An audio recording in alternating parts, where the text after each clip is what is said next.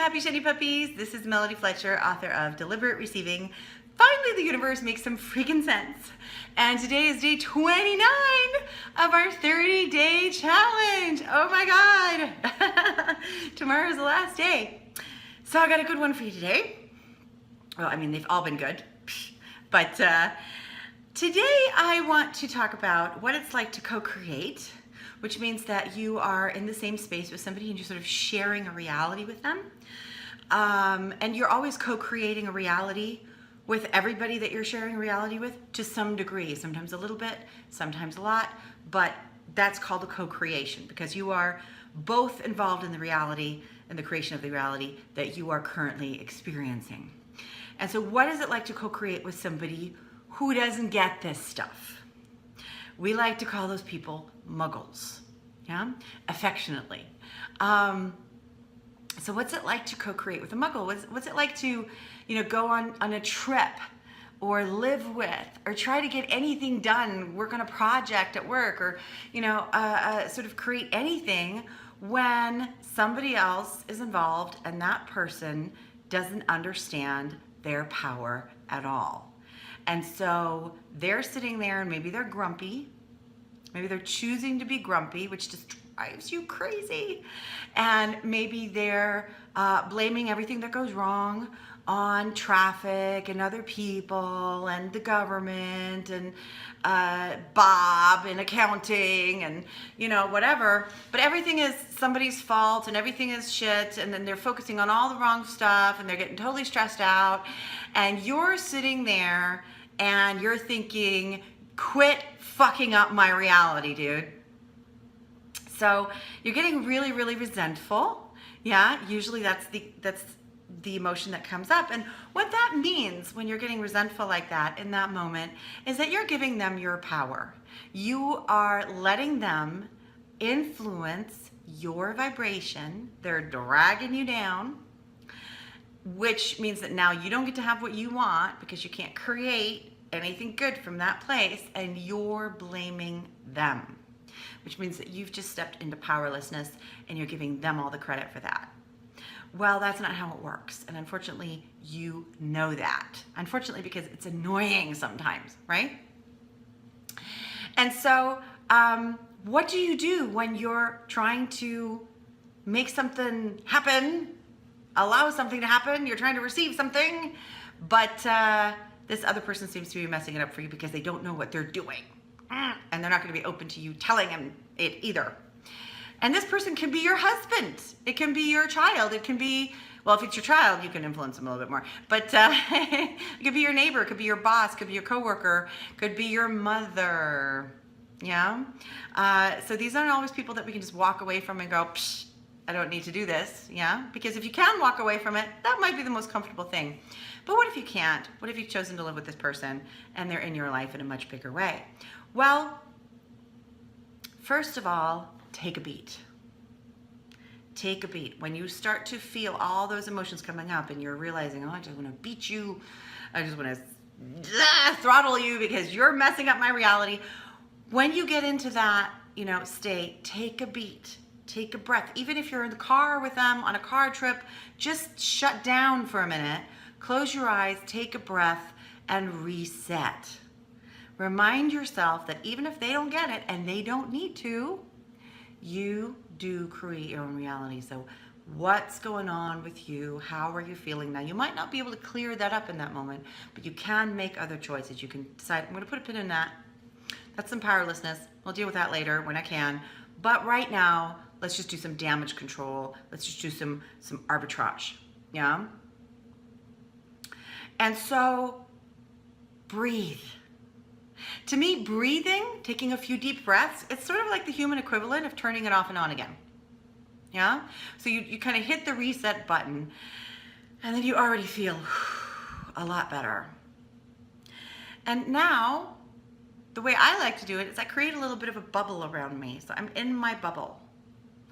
And in that bubble, I can slow down time, I can stop time, I have all the time in the world. There's no pressure in my bubble. So even though this other person is like, pressure, I'm like, fine, cool in here, yeah?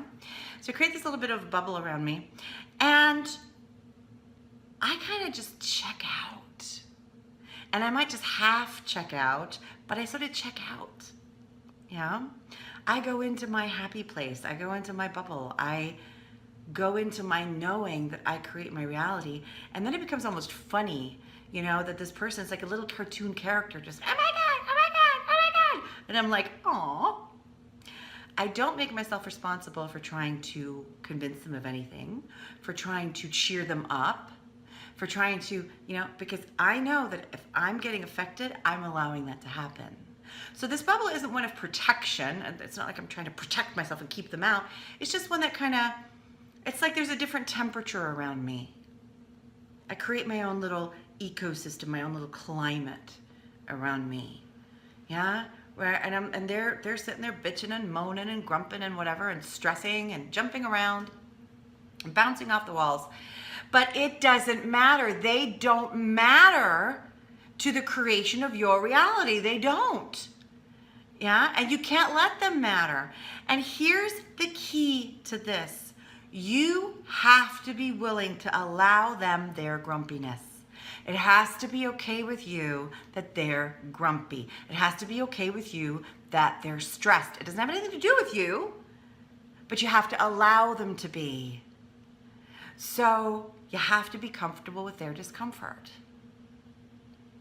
And know that, you know what, when that gets uncomfortable enough, maybe they'll allow themselves to be influenced by a higher vibration. And if you just happen to be that higher vibrational being sitting next to them, it might be you. And then you get to participate in that rising, and that's fun. Yeah?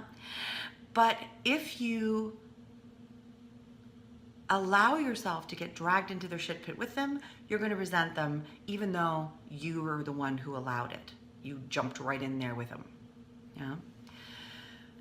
That being said, if it is impossible for you to regulate vibration, walk away. Do your best to walk away. Maybe, you know, if you're on a car trip, for example, the next time you stop somewhere, go to the bathroom, shut the door, and just take a moment. You know?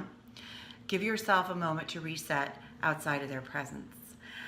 This is something that I have done all my life, and I did it as a kid, but I didn't half check out, I fully checked out. And they called it daydreaming. I'm wondering if any of you guys might relate to that. Let me know in the comments. I'm guessing that a whole bunch of you relate to that, yeah? And so this checking out allowed me to be in situations with people who had energy that was almost intolerable to me. And yes, sometimes it happened at school. And I would just go away. My body would be there and I would be in a completely different place, really happy place, really shiny place, and got in a lot of trouble for that at the time because I was still dealing with a lot of powerlessness, and so that was mirrored back to me. But it was my attempt to do that. So I realized at some point in my life that that was actually a survival mechanism. That was actually a really good thing to do and something that I should foster rather than shut down. And if you have kids, by the way, who tend to daydream, notice when they're doing it. Are they doing it when there's something uncomfortable going on, when people are stressing, when people are trying to put pressure on them? Yeah. So I certainly did. And there was a lot of pressure. I grew up in Germany, y'all. It was pressury. Lots of things were expected of even a little kid. And so that checking out mechanism was a really, really helpful one. Didn't feel helpful at the time, but I recognized it later as such. And now I use it very deliberately as a technique to, you know, if I can't physically remove myself, I still remove myself. And I might only half check out, so I'm sort of observing what's going on. I can even still have a conversation, sort of, you know, with somebody. But if their energy is just off, but for whatever reason, I need to be in the room, I create a little happy vibrational bubble around me, and I check into that rather into theirs. I become less present there, and I become more present here. So it's not like I'm not present. Yeah, but I'm present here and not there. So hopefully that answers it.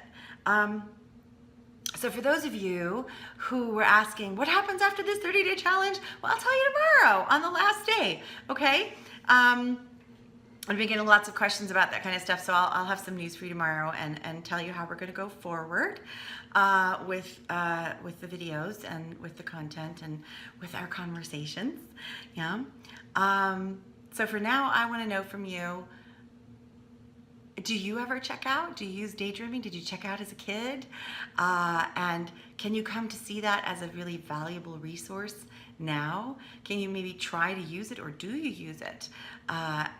And whether you were aware of it or not, maybe this video made you aware of that, as a way to sort of rebalance yourself vibrationally.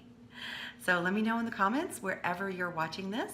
And then I will see you tomorrow for the last day of our 30-day challenge. Until then, thank you for bringing your light to the world.